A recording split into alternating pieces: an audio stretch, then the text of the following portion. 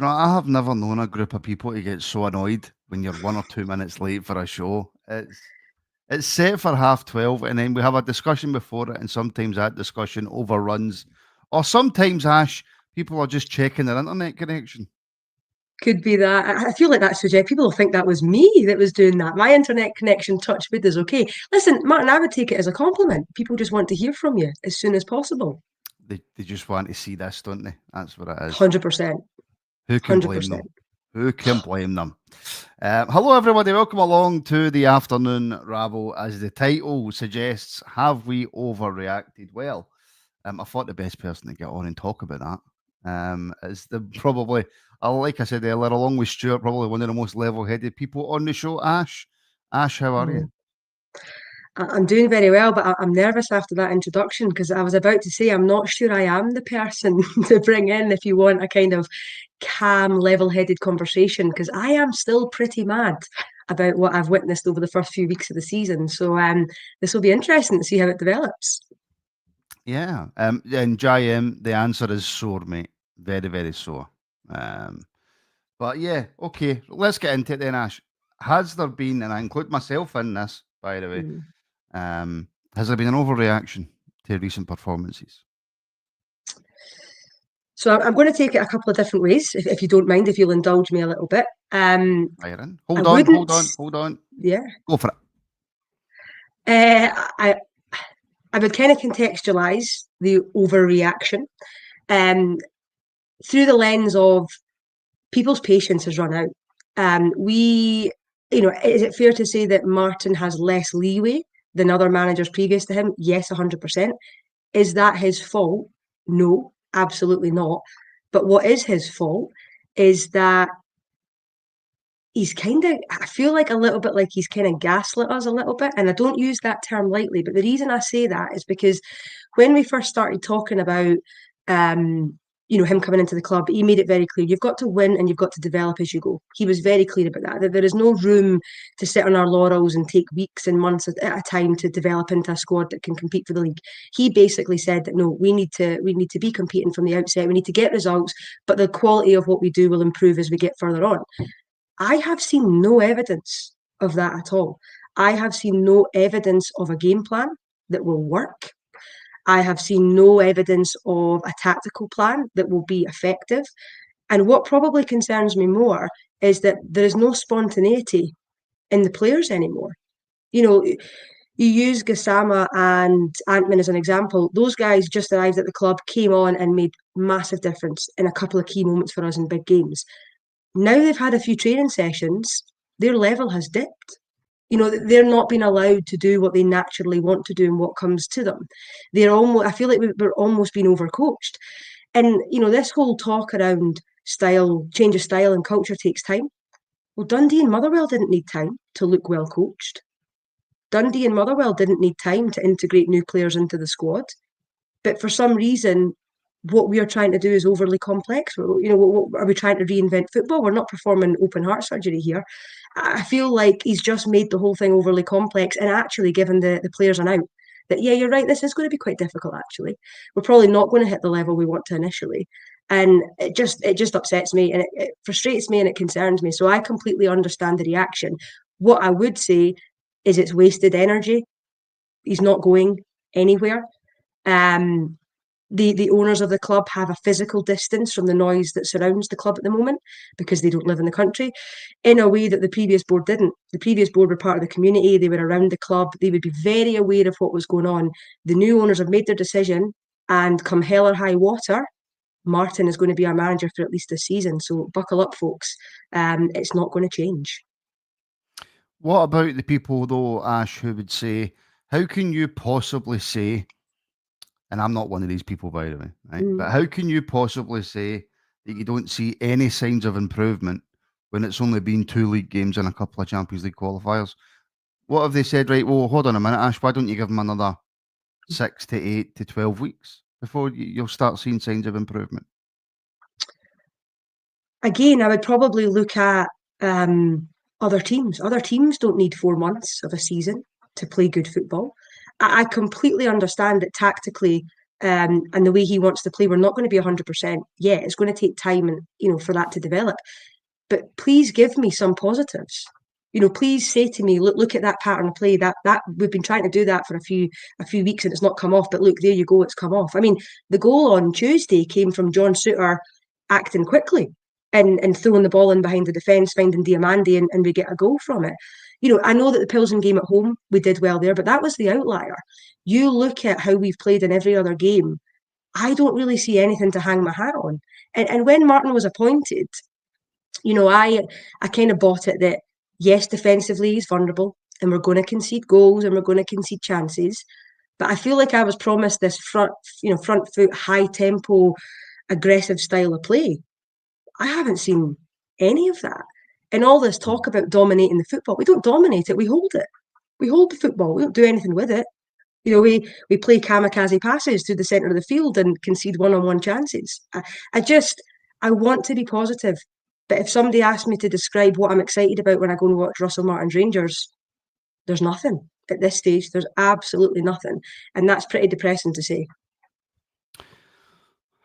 Well, there goes my question. Have we overreacted? Have a good day, folks. It was lovely talking to you. Yeah, I was expecting Ash to come in and go, "Aye, Martin, that clip you posted on socials was out of order and blah, blah, blah, and the manager needs time." I'll be honest with you, Ash, and I'm fed up repeating myself. I'm not saying that I don't think that I think Russell Martin should be gone just based on 2 games or how well it is, because I never say that about a manager to go so early. Again, I bring it all the way. I just bring it back to Dundee at home, and I look at the performance against Dundee at home, and maybe he can turn it round, Ash, and I sincerely hope that he can. I sincerely hope that we rattle Alloa, and the fact that I need to hope that we rattle Alloa is a worry, and then we can go on and we can make it to the Champions League. Although that's not a do or die for me making the Champions League. No. Although I want us to make it because I want the money to come in. And no, I have took more Cocodamol, Jordy. To be honest with you, I absolutely have. But I think something that you said right at the beginning, I think is right, and I think it's got a lot to do with why I feel the way that I feel. Had we been successful in previous seasons, and Martin came in, and we had exactly the same start that we've had, I think me and you would both be sitting here having a slightly different conversation. So is that maybe why it has been maybe a slight overreaction? Is that maybe why it is a little bit unfair on Martin, the reaction that maybe we're taking out on him, the crap that we've had to watch in previous seasons? I think he's a victim of that. I think the lack of patience. I think people are much more quickly going to get to the position that we're at, which is this isn't going to work, and I have massive concerns about it. And as I said, that isn't his fault, and I fully understand that. It's not fair to judge him for the past failures of previous managers. But what you can level at him is he hasn't shown us anything to get our teeth into yet. And the other aspect that I find quite concerning as well is I would say the Dundee performance was worse than the Motherwell game. I don't know if you agree with that. Would you agree with that? Yeah, it was much worse. After Motherwell, he went after the players. Right? Now, I applauded him for that because I thought that took bravery, and I thought, yes, that's what I want to hear. This isn't good enough. After Dundee didn't. We didn't play any better. We played worse. But what the difference for me was they played the way that he wanted them to play. So, like Sir John Souttar, I talk about that ball, that kamikaze pass. All he needs to do there, the pass is not on. Everybody can see that, is check back inside, play it to the defender beside him and change the angle. But it's been drilled into him. You must progress the ball. That's how we play. Even if the pass isn't on, you must do what I tell you to do because that's the way I want the game to be played. And it takes all of the players' own, ownership out of it. And then we lead ourselves into the situation where he plays a pass that was always going to cause a problem. And then, there we go, cause ourselves a red card and ruin any chance of us being able to get 3 points in that game.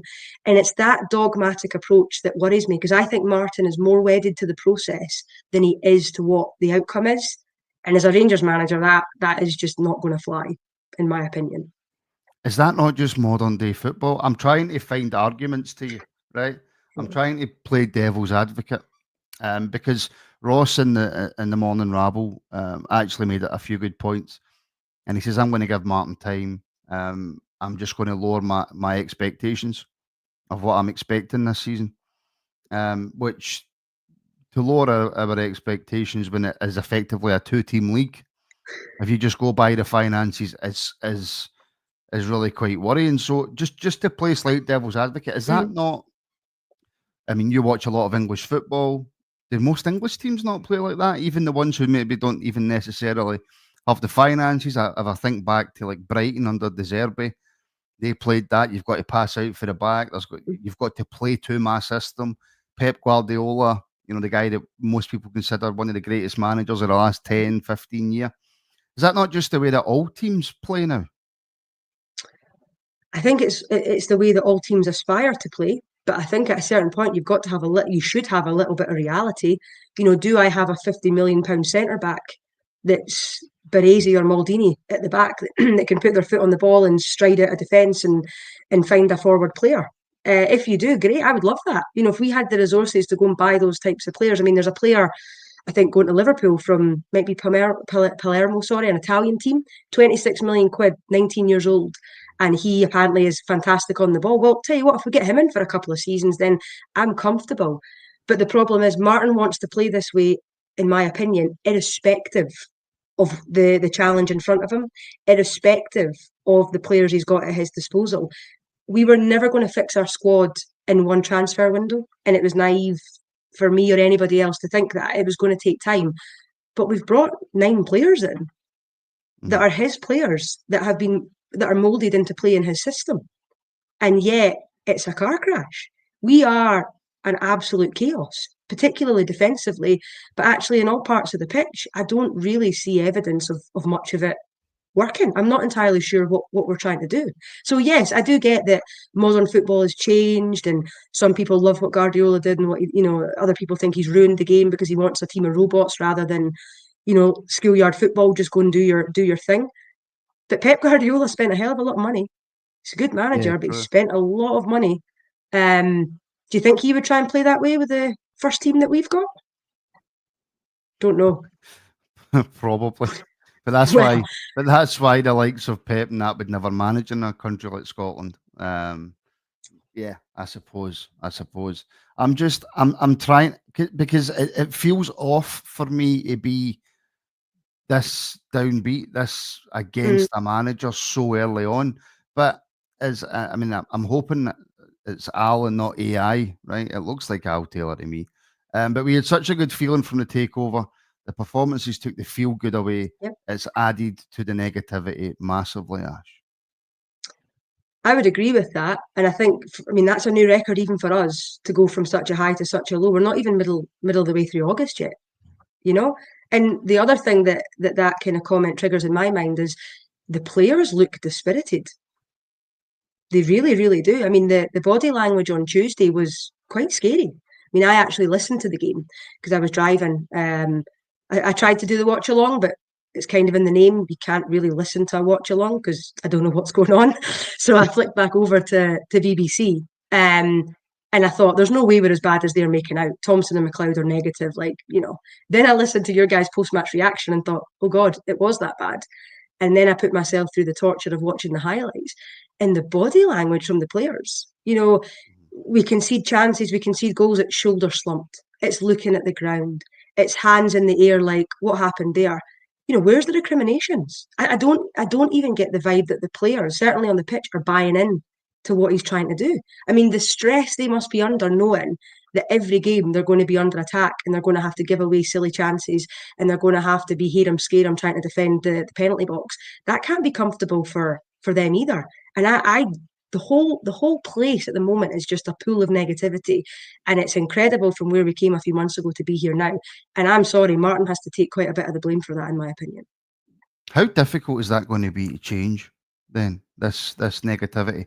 For example, my mindset is I don't think we win under Russell Martin, right? And like I say, like I continue to say, I hope that gets proved wrong. But the only way for my mindset to change, even if we beat Celtic, we make it to the Champions League, we put a wee run together, in the back of my mind, Ash, and I suppose this isn't all just on Russell Martin, right? But in the back of my mind, I'm thinking to myself, yeah, we're doing really well. When's the slip up coming, right? When are we going to slip up? When are we going to start? When are we going to drop points in the 2 or 3 games consecutively? When is it going to happen? Because no doubt it will. So I suppose I've kind of answered my own question there, but how does it change? Consistency. I think playing a style of football that we can believe in, and you can actually look at it and think, well, if we're dropping points but we're battered in the opposition, we're unlucky, their keeper has a worldie, then you walk away and you think that's frustrating, but actually 9 times out of 10 we win that game. Whereas 9 times out of 10 this season we lose the games we've played. That's the problem. And the point you just made there about when does the slip up come, I think opposition teams feel that as well. I mean, teams domestically have figured us out after 6 games. Motherwell in game figured us out, and Dundee came with a game plan that we just had no answer to. We are so predictable. And there is no plan B, it looks like. And again, I'm being really negative and unfair here. I like Martin. I'm sure he's a great guy. And I want you to show this at the end of the season. And I will enjoy every single bite of humble pie that I have to eat if I'm wrong. But I just feel like the players know we're not as infallible as we used to be. We used to beat teams off the bus at Ibrox. None of that now. Players come to Ibrox and they're actually thinking, not only can we get away with a result, we could probably win. We could probably beat them because we know how they're going to play. We know the fans are upset. And the fans are ready to go because we're fed up with what we're watching. They just need to hang in for the first 20 minutes and then see where the game takes us. So, sorry, a long way around to answer your question. The way it changes is by results. But at the moment, performances and results, I should say, sorry. At the moment, where do they come from? Because you look at our next run of fixtures and I am seriously worried that it's going to get worse before it gets better.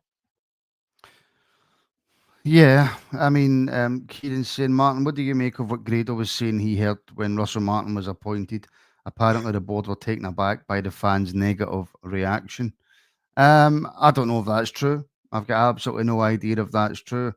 Again, though, I would add to that I mean, from a supporter's point of view, I want the board of the club that I support to care about what I think about each individual thing that happens at the football club. As a supporter, yes, but you take a step back for that, Ash.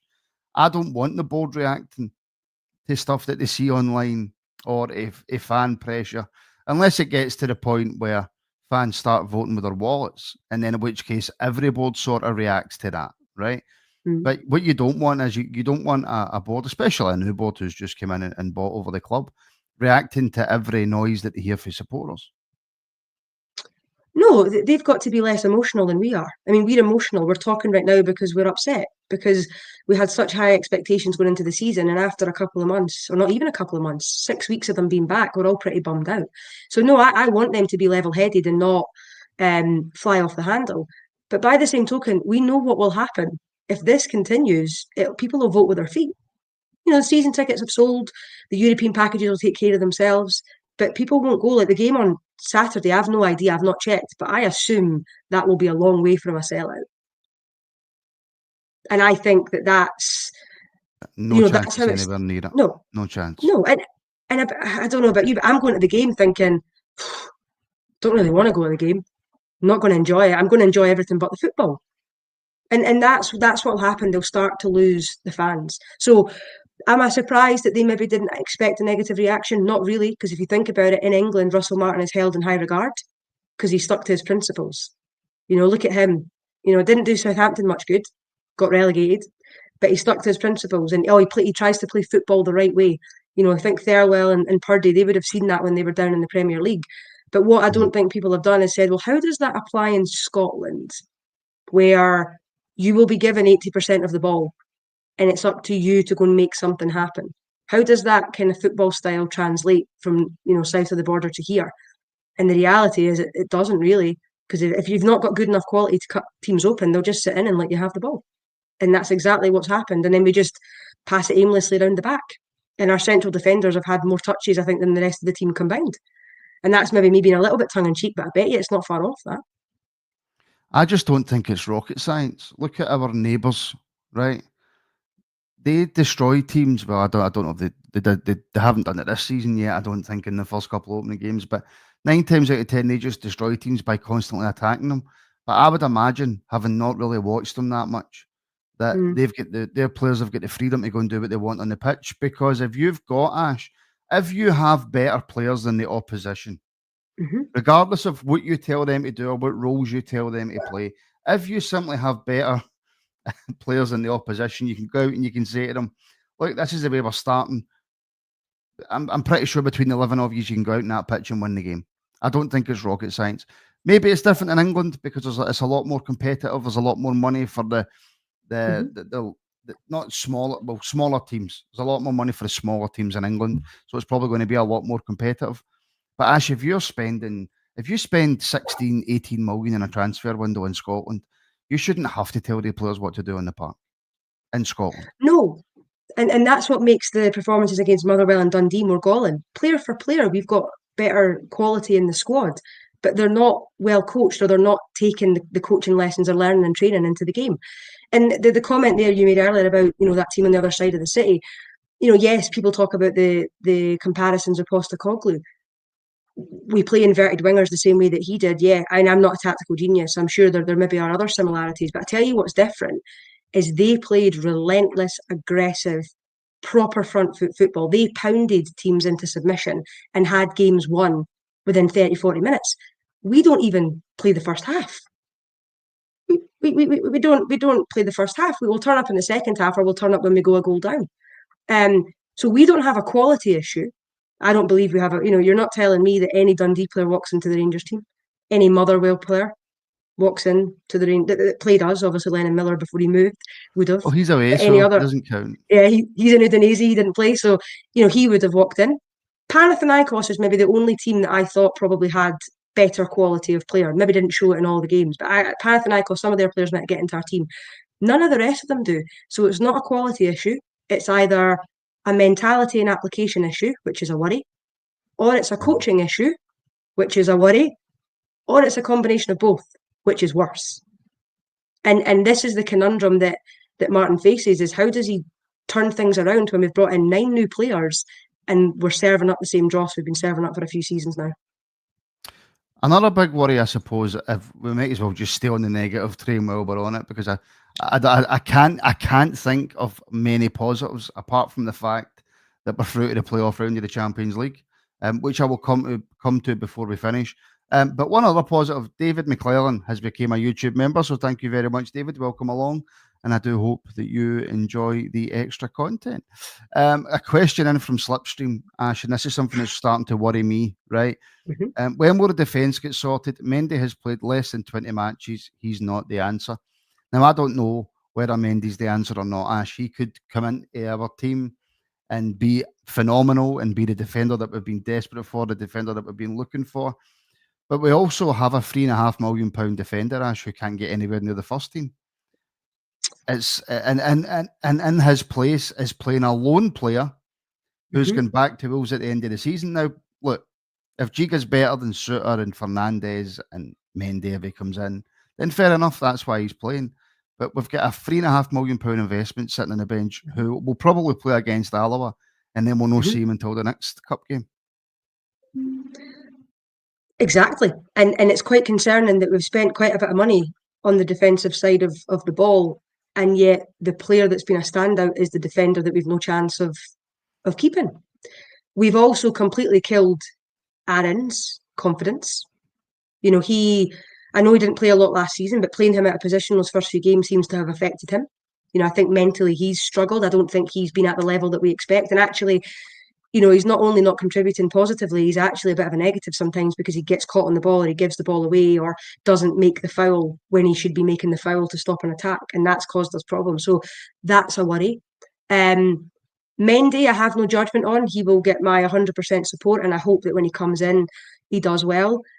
But I would agree, we were looking at Connor Cody, and for whatever reason that didn't happen. Maybe the finance wasn't right. Maybe we couldn't agree a fee, whatever. Wages, was he the right? It might be wages. And fair enough. I mean, was he the right man for us? I don't know. But that was a very particular profile of player we were looking to recruit, to me, who was going to be a replacement for the likes of Balogun in terms of that leadership and that experience. We've now gone in a completely different direction and bought a player who was playing for Real Betis's B team last season and has made about less than 15 sort of first team appearances. where's the consistency there? I mean, if we're going to go into this season with the 4 central defenders we'll have when Mendy comes in, that's a huge worry, because that tells me that John Souttar is going to be the first choice at left-sided centre-back. He's not started the season well. He has made a few important blocks, etc. But he has everyone heart in their mouth, so that's not the answer. He's also, I think, impacting the left-sided fullback because he's not comfortable there. And I think that's causing problems. There's communication issues there. Not to blame him for Jeffrey's performance on Tuesday, but I don't think it helps Jeffrey being alongside someone who isn't comfortable out or experienced in that position. And in the few appearances I've seen from Fernandes, he's very, very raw. I wouldn't fancy chucking him into an Old Firm game, to be honest. Again, not writing him off. He should be given the chance to develop into the first team. But you can't do that if we're dropping £3 million on central defenders when we don't have a first choice left centre-back who is comfortable and good enough to play that position. So the defence worries me massively. And if that's us done once Mendy comes in, we're going to have a problem this year, potentially. It's just so depressing. It's well, God. Can I try to bring some positivity after I've totally ruined everyone's afternoon? Yes, I have had a haircut. People would rather talk about that than listen to me drone negatively about the football, which is absolutely fair enough. Tello Asgard coming back, hopefully. I don't know if we're doing a presser over the next 24 hours. I guess we will be with Martin. Tomorrow, but it sounds as though tomorrow. Tello Asgard, I can't wait to see what he brings to the team. I'm really excited to get the opportunity to hopefully see him on Saturday. And Lyle Cameron is another one who I think has had a good start to the season, and I'm excited to see what he brings. So there are some positives, but they're few and far between at the moment. Do you know what the worry for me was? The worry for me with Asgard is that we've built him up and built him up and built him up, and we haven't seen him yet. And if he comes on and even if he just plays okay, right, or if he plays decent to good but not outstanding, I think because of the position that we feel that we're in right now, then it's just going to make us go, oh well. I mean, he was supposed to be the saviour, and he's came in and he's just okay. Especially if it's really difficult, Ash, because if you're playing against Alloa, right, and you don't win 8-0, and this is no disrespect to Alloa, but you don't win 8-0 playing the best football, playing like prime Barcelona in 08, then you're going to get criticised. If we go out against Alloa and win 2-0 and look a bit off it, then it's just going to put even more pressure on Martin. And if Asgard's playing, or if Asgard comes off the bench and doesn't light up the game, are we going to be sitting here the following week going, well, did you know that? Asgard didn't look great, did he? Even though he's just came back from an injury, never played in the team before. Some players settle in right away. Some take 2 games, some take 2 weeks, some take 2 months. I'm at that point where I just can't see the wood for the trees. Woods for the trees.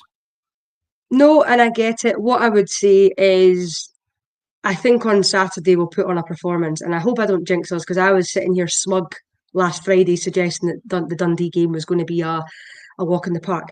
It's amazing what a win will do for everyone's morale.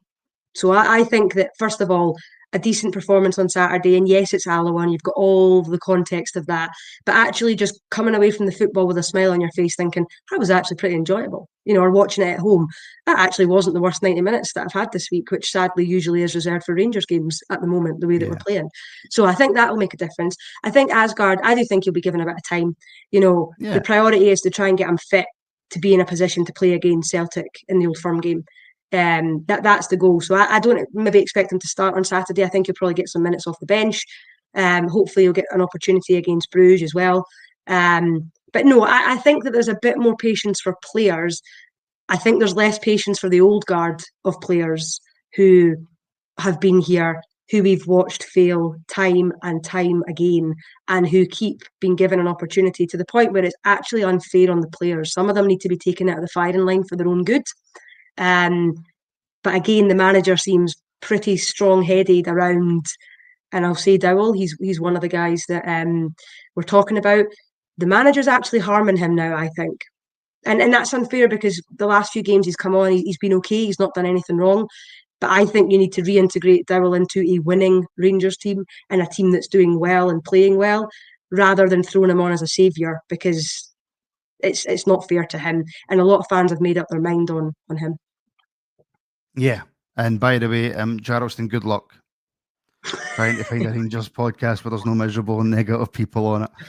Because there's just nothing to get us excited, and there's nothing to make us think positively about what's going to happen in the future. Doesn't mean it's not going to happen. It really, it doesn't mean it's not going to happen. There is every possibility that it does. But right now, I really don't see it. Should Martin be getting more credit for us getting to the playoff round of the Champions League, Ash? Because I think it's probably easy for me to sit here and go, well, actually, against Panathinaikos, they probably should have scored a lot more goals than they did. We were relatively poor defensively. If they had their shooting boots on, we'd probably be out. If Pilsen, and I said it to Stuart last night, I think Pilsen came to Ibrox. Ant-Man had just signed. They had no idea about him. The space they left in behind for him was unreal, and he showed what he can do when there's space in behind. I think they were far too aggressive at Ibrox. I think we picked them off. And then in the second leg, they showed, right, okay, well, this is maybe how we deal with that then, right? Because Ant-Man and Gassama were effectively nulled in that game. But with all the negativity, with all the criticism that Martin's getting, does he deserve credit for where we are in Europe? Tell you what, I'll give him credit for the fact that a couple of the players he's been involved in bringing to the team have helped us progress in Europe. Gassama is one. Without him, we don't progress. Antman was excellent. And actually, if you listen to, in fact, one of the butlers just made the point there, if you listen to Martin's press conference after the game, it was actually him and his coaching staff that pulled Antman aside and told him how to exploit the space. So yes, they do deserve some credit for getting us through the tie. So I'm not wanting to take that away from him. On the flip side, what I would say is that if Jack Butland hadn't been like an octopus in most of those games, where he single-handedly has kept us in the game, kept us in the lead, or kept the scoreline down for the opposition, we are looking down the barrel of an absolutely abysmal start to the season. You know, Jack Butland of last season, can you imagine, in goal during these qualifiers and some of the domestic games? We would have been in serious bother. So, no, you can't dismiss Martin's influence in getting us to the stage we're at in Europe, but you do also have to take a step back and say, we play those games the same way. 9 times out of 10, we probably don't progress. Even the Pilsen game on Tuesday night, if they'd had another 10, 15 minutes, or we hadn't scored when we did, that's maybe a much more uncomfortable afternoon than it turned out being. So there's positives and negatives about that. Bit of a redemption story so far. And I say so far this season because we're not even 5 minutes into it. But a bit of a redemption story for Jack Butland so far. Love it. I love it. I felt at the end of last season it was time to move him on, and I would have been quite comfortable if that had happened. But he's come in, and whatever he did in the summer, he's talked a lot about focusing on getting himself mentally right more than physically, because some of the mistakes he was making were mental. You know, letting the ball roll between your hands and palming it out to the attacker was just a keeper of his quality. Punching it into your own net. Yeah, keeper of his quality is much better, and that was a mental issue. So no, I'm delighted, and it's actually the one area of the pitch, other than his distribution, which is a result of him being asked to do things he's not comfortable with. He has sadly been our best player of the season so far. And as long as he stays in that type of form, he'll keep us in contention, whether it be in Europe or potentially in the league. Without him, we're probably looking at 2 defeats, certainly one on Saturday against Dundee. So look, as long as we've got him playing at that level, we're not out of anything yet. That's the positive to focus on. We are not out of anything yet.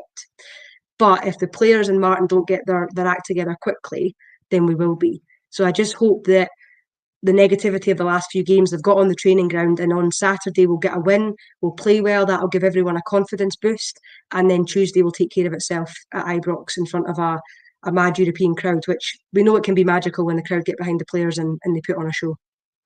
Yeah, I just hope that the majority of the crowd, because they're always, and I think you need supporters who will always support the team through whatever the team's going through, and they'll always support the manager, they'll always support the players. People call them apologists and all that, but you always need that within your support, because you can't completely drain it of all all support. But yeah, I just hope that on Tuesday the majority of the support's there, um, backing the team in Europe, because Europe's almost like, I don't know the best way to describe it. It's almost like a completely different game. It's like we're going to Mm. play, and it's like we're going from football to rugby. Europe's Europe is just a completely different game for us. So I do hope the support's there. Gaz, with a super chat, thank you very much, Gaz. Squeaky bum time. The next 5 games coming up, we will see where we are. It's not looking good. I mean, I think 5 games is generous, Ash. Yeah, it's interesting. I think that the Bruges game, I don't know how you feel, Martin, but I think to get through that, we'll have to play really well. I think Bruges are Yeah, certainly the first half I saw, and again, it was only a friendly, but they were a class above. Um, yeah. so I suppose over Alloa, you need to win. The Bruges games, I want to see progress. I want to see a bit more quality. I want to see exactly what we're trying to implement and how we can then translate that domestically. But he's got to pick up 3 points against St Mirren, and he's got to avoid defeat against Celtic. That for me, Gaz is right. The next 5 games, at the end of that, when we go into the international break, we'll be able to take stock. But for me, those are the two non-negotiables. He can't go out to Alloa. He has to get maximum points going into the Old Firm game domestically, and then he has to avoid defeat. Because the worry I have is that the rate of chances that we concede, somebody statistically is due us a scalping, and you know where I'm going with this. My absolute fear, if we play that style of football against a high energy team like Celtic, then Hmm. we're going to be in bother. So we've got a few games to try and refine this and improve, and then hopefully the Old Firm game takes care of itself in front of our own fans. And we all go into the international break feeling a little bit better and a bit more positive about the season. I'm glad the break's in a few weeks, because if it was right now, we'd have a couple of weeks to ruminate on how upset we've been with what we've seen so far. Yeah, thank you very much, guys, for the support, my friend. To be fair, there's a bit of an apologist in us all. That's how we keep watching. I know. There was also a bit of sadomasochism in us all. Then that's how we keep watching. But I wouldn't be surprised if we beat Celtic. I wouldn't be surprised if we drew with Celtic, and I also, Ash, wouldn't be surprised that if within the first couple of minutes we make a mistake and Maeda goes through and goal. We've seen it all before, and we kind of need to end the show now, right? Um, but my fear is that the way that Russell Martin plays, we've seen this story before when it comes to playing Celtic and trying to play that high line and not being able to keep a hold of the ball properly, and it's come back to bite us in the arse time after time after time. It has, and in some Old Firm games, we've not so much shot ourselves in the foot, but blown it off with a shotgun. We've absolutely done something incredibly stupid in the opening exchanges, which has put us on the back foot, got the fans a little bit edgy, and given them all the belief. So they have to start well. I'd like to think somebody in the dressing room is saying, let's not take any chances early on. Let's settle into the game. Let's not give them any opportunity to have their tails up. And I'd like to think some of the more experienced players, I'd like to think Martin will have that approach, because for as much as Rodgers is who he is, he's a decent coach, and he's had a decent He's level a of he's a good success. he's a good Yeah, manager. He's a good he's manager. had a Yeah, decent level of success at different levels. So he's no mug. And if Stephen Presley can outcoach Russell Martin, he's going to yeah, have to really up his game. And if he does that, and as I say, everyone will feel a little bit better. But the first few tests, he's passed a couple, he's failed a couple.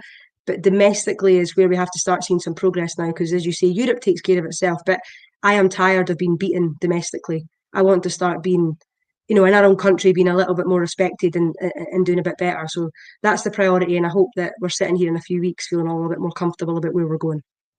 yeah. And I've just finished on this. The most frustrating thing is that, look, you can't say anything against Brendan Rodgers in Scotland. He's completed Scotland how many times? Mm. But the most infuriating thing for me is that when you look at his time down south, he folds under pressure. Brendan Yeah. Rodgers, he can't handle pressure, and we have never once put any pressure on him. And I think that's also why I feel a bit down in the dumps as well, because of the start that we've made. That they were Celtic fans were on meltdown about no signing anybody. Rodgers was begging to get sacked, and we've just started the season and went, listen, lads, don't worry about it. On you go, you'll win the league, and that's it. That's the message that we've sent. And you don't put any pressure on them, then they don't slip up. But Brendan Rodgers does. He hates pressure. He absolutely hates it. but he's never He been. doesn't even domestically under last time. Domestically last time he he jumped ship when it looked as though actually we were going to be a force again, and we would have been had we given Gerrard what he needed, and he'd stay at the club, and the rest would be history. But you're right, we don't put them under any kind of pressure the way that they've put us under pressure in the past, and it's really, really frustrating. So yeah, look, it's all changed. Nothing is, I keep saying, they're trying to end on a positive. Nothing is lost yet. But, No. And you could actually argue, let's, again, another positive, it's a masterstroke. We're playing so poorly to make Celtic think they don't have to invest any money. And then as soon as 1st of September comes, we're prime Barcelona. Bookmark this comment. That's what's going to happen. But no, in all seriousness, we'll know where we are once we've played them. And let's see if the players can show us that they've got the quality to compete this season. I most certainly hope so. Ash, thank you very much. Thank you for having us, and thanks for the chat again, guys. It's always good. Do you feel a bit better after that? Do you feel as if you've got a weight off your chest?